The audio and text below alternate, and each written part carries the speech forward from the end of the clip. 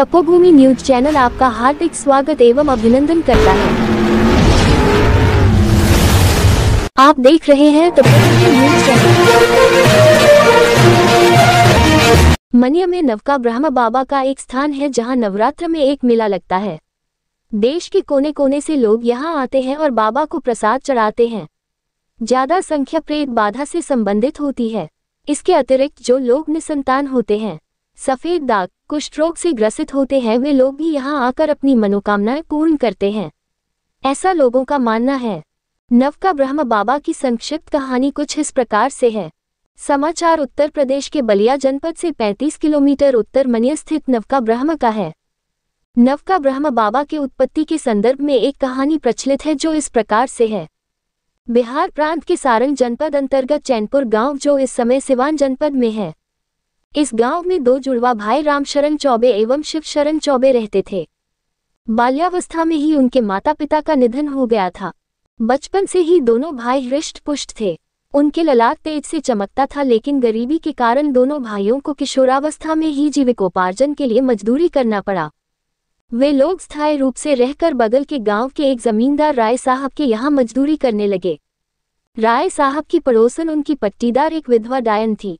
उसने भी अपने घर का कोई काम करने के लिए दोनों भाइयों से कहा, लेकिन दोनों भाइयों ने ये कहते हुए मना कर दिया कि बिना राय साहब की अनुमति के हम आपका कोई काम नहीं कर सकते। इससे वह विधवा जो डायन थी दोनों भाइयों से ईर्ष्या करने लगी। एक दिन दोनों भाइयों को अपने घर भोजन पर आमंत्रित की और दोनों भाइयों को मारण मंत्र से मारकर उनकी आत्मा को एक डिबिया में बंद कर दी। इधर राय साहब दोनों भाइयों की काफी खोजबीन की, लेकिन वे लोग नहीं मिले। कुछ दिनों बाद उक्त विधवा डायन की पुत्री की शादी मनिया में तय हुई। पुत्री की विदाई के वक्त वह डिबिया अपनी बेटी को देते हुए कही कि ससुराल जाते समय इसे सरजू नदी में फेंक देना। बात करीब 250-300 वर्ष पूर्व की है। उन दिनों नाव से ही बारात जाया करती थी। नाव बारातियों से खचाखच भरे होने के कारण उक्त दुल्हन डिबिया को सरजू नदी में नहीं फेंक पाए और ससुराल में आटा पीसने वाली चक्की के नीचे गाड़ दिया। बरसों बीत गए, वह दुल्हन वृद्धावस्था को प्राप्त कर चुकी थी। एक दिन आटा चक्की टांगने वाला आया और वह आटा चक्की टांगते समय चक्की को उखाड़ दिया तो दोनों आत्माएं आजाद हो गई। घर में चीत्कार होने लगा। आकाश से खून एवं मांस के लोथड़े गिरने लगे। डरावने गर्जना होने लगा। पूरे परिवार के लोग भयभीत हो गए। घर में ब्रह्मलूक लग गया। इसके बाद परिजन एक शास्त्री जी के पास लेकर के गए जो तांत्रिक थे। उनसे अपनी व्यथा बताए। अभी तांत्रिक कुछ करते कि दोनों आत्माएं उनसे कही कि हमें गुरमुख कर दीजिए। तांत्रिक ने कहा कि मैं भूत प्रेत को गुरमुख नहीं करता। दोनों आत्माओं ने कहा कि अगर आप गुरमुख नहीं करेंगे तो कल आपकी पाठशाला में 12 बजे दिन में ब्रह्मलूक लगेगा। शास्त्री जी इसे हल्के में लिए। ठीक 12 बजे जब ब्रह्मलूक नहीं लगा तो उन्होंने इसे सिर्फ धमकी समझा।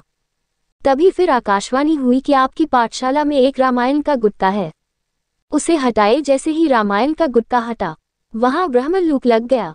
फिर शास्त्री जी ने दोनों आत्माओं को पिंड के रूप में स्थापित किया जहां नवका ब्रह्म का मंदिर है।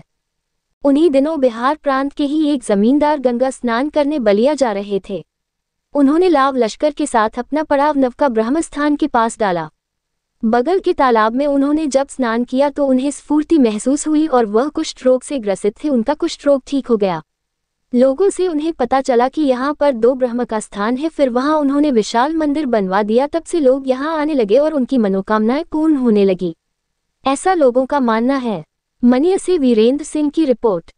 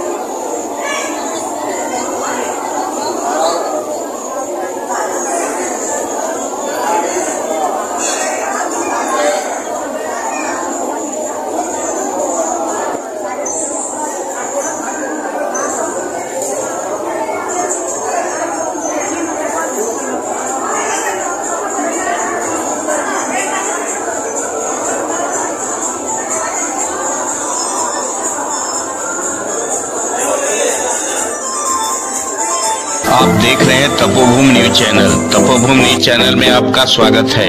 चैनल को सब्सक्राइब करें, घंटी के बटन को दबाएं एवं लाइक करें।